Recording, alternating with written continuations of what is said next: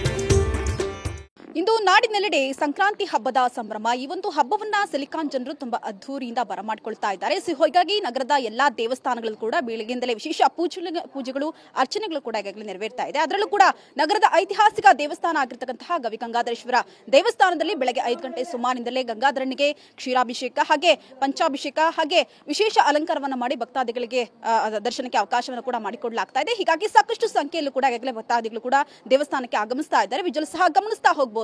ಈಗಾಗಲೇ ದೇವಸ್ಥಾನದಲ್ಲಿ ಸಾಕಷ್ಟು ಸಂಖ್ಯೆಯಲ್ಲೂ ಕೂಡ ದೇವಸ್ಥಾನಗಳು ಕೂಡ ಬಂದು ನಿಂತಿರ್ತಕ್ಕಂಥದ್ದು, ಸರದಿ ಸಾಲಿನಲ್ಲಿ ನಿಂತು ಗಂಗಾಧರಣ್ಣನ ದರ್ಶನ ಮಾಡೋದಕ್ಕೆ ಈಗಾಗಲೇ ಕಾಯ್ತಾ ನಿಂತಿರ್ತಕ್ಕಂಥದ್ದು. ಇನ್ನು ಇವತ್ತಿನ ದಿನ ತುಂಬಾ ವಿಶೇಷವಾದಂತಹ ದಿನ. ಗವಿಗಂಗಾಧರೇಶ್ವರನಿಗೆ ಈಗ ಸೂರ್ಯನ ರಶ್ಮಿ ಕೂಡ ಹಾದು ಹೋಗುತ್ತೆ. ಸೊ ಈ ಒಂದು ಕೌತುಕವನ್ನ ಕಣ್ತುಂಬಿಕೊಳ್ಳಲಿಕ್ಕೆ ಈಗಾಗಲೇ ಸಾಕಷ್ಟು ಸಂಖ್ಯೆಯಲ್ಲಿ ಭಕ್ತಾದಿಗಳು ಕೂಡ ಕಾತುರದಿಂದ ಕಾಯ್ತಾ ಇರ್ತಕ್ಕಂಥದ್ದು. ಸದ್ಯ ಈಗ 5 ಗಂಟೆಯಿಂದ ಮಧ್ಯಾಹ್ನ 12 ಗಂಟೆವರೆಗೂ ಮಾತ್ರ ದೇವಸ್ಥಾನ ಓಪನ್ ಇರುತ್ತೆ. ಸೊ ಈ ಒಂದು ಸಂದರ್ಭದಲ್ಲಿ ದೇವರ ದರ್ಶನಕ್ಕೆ ಅವಕಾಶವನ್ನು ಕೂಡ ಮಾಡಿಕೊಡಲಾಗುತ್ತೆ. ಅದಾದ ನಂತರದಲ್ಲಿ 12 ಗಂಟೆಯಿಂದ 5 ಗಂಟೆವರೆಗೂ ಕೂಡ ದೇವಸ್ಥಾನವನ್ನ ಕ್ಲೋಸ್ ಮಾಡಲಾಗುತ್ತೆ.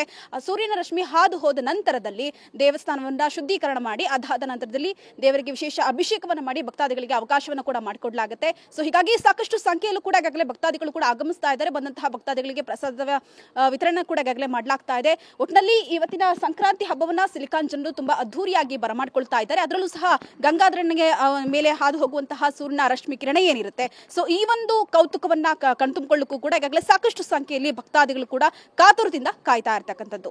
ಕ್ಯಾಮ್ರಾ ಪರ್ಸನ್ ರಘು ಜೊತೆ ಪೂರ್ಣಿಮಾ, TV9 ಬೆಂಗಳೂರು.